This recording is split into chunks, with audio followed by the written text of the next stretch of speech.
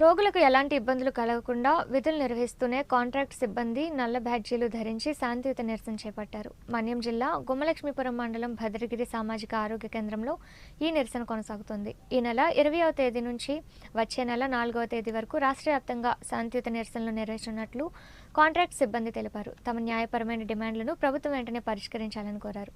ఈ సందర్భంగా కాంట్రాక్ట్ సిబ్బంది జె రాజ్యలక్ష్మి మాట్లాడుతూ 15 నుంచి 20 ఏళ్లుగా కాంట్రాక్ట్ పద్ధతిలో తక్కువ వేతనాలతో విధులు నిర్వహిస్తున్నామని తెలిపారు. కోవిడ్ సమయంలో సైతం ప్రాణాలకు తెగించి ప్రజలకు వైద్య సేవలు అందించామని చెప్పారు.